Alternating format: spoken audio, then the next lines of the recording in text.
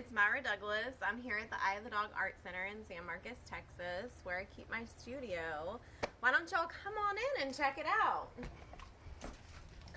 So this building for many years was our tool shed, and it was full of lots of big chains and sharp things and tractor parts all like hanging from the ceiling, and spiders really like to hang out in it, which we're all cool with them, but not necessarily like a working space that you just want to spend a lot of time in.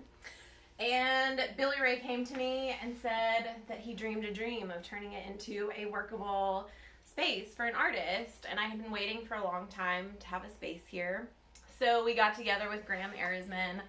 We designed this whole building in such a way that I could have a lot of natural light, but also have a lot of privacy, be able to have my own sink, a little refrigerator so I could keep my beers and snacks in there.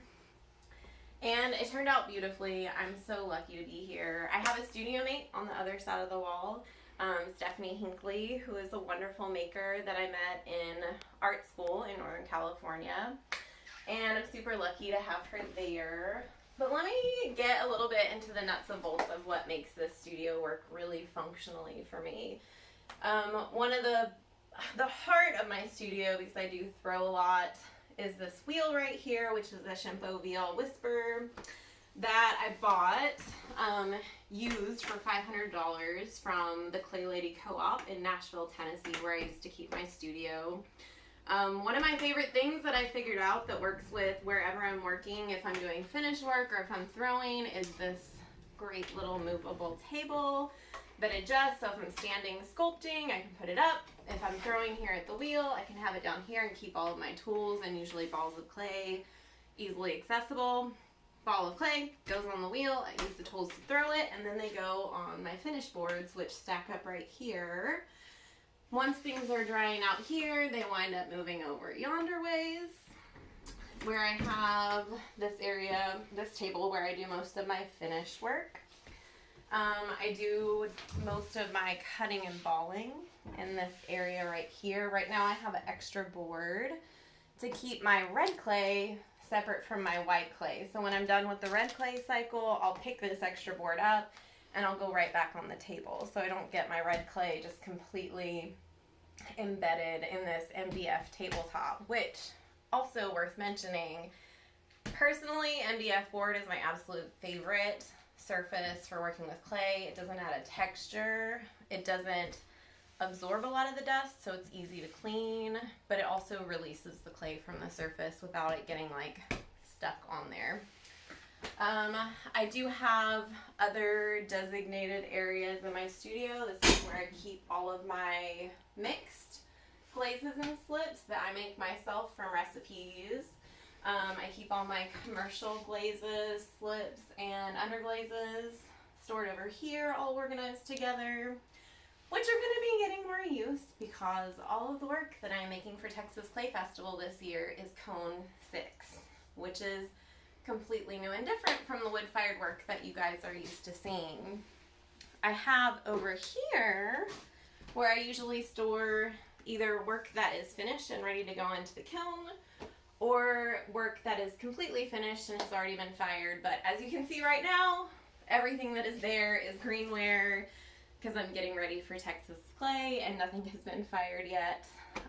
Because of the luxury of electric firing, I can just go ahead and keep on working for a little bit longer than maybe I normally would. Y'all can see that over here I've been doing a bunch of finished work in this station, and typically I'll sit up here. I have my little comfy pad and my swivel chair.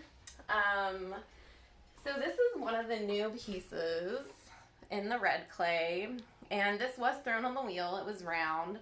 I trimmed it here at the bottom with a rasp. This is absolutely, I think, one of the most underrated tools. They're amazing. This is Mud Tools one, and it comes with a handle, and I ripped the handle off. And I also will break them into little pieces for getting into crevices and stuff. Once I've rasped it, I like that rasp texture, but it's not what I'm going for in this work because I am adding a lot of decoration on the surface. So I basically am preparing myself a canvas to print on. and add decoration and carving and stuff. So I then will smooth it out with just one of these fancy little cheapy metal ribs that you get, one of the little finger slicers. And then this, which I've left some of the evidence of the process because I just really love the way that looks, all the little edges and bits of clay and stuff. When I dip it in the white slip that I'm using, it will bring out all of that texture, as you can see in the cups over there that have already been dipped. And then that will get decorated and printed on with velvet underglaze. And this is an example of where I've already printed, and this is the piece of paper that it was printed from. So it's an image transfer that I'm making myself. And I'm using a lot of text as design, a lot of vintage images that are, open source stuff that I've found from like the Library of Congress, and all of that kind of stuff. Pirating those images. But speaking of this cup right here, I need to get back to work so that I can have many, many beautiful pots to bring to y'all for Texas Clay. And thanks for visiting my studio. Hopefully I'll see y'all soon.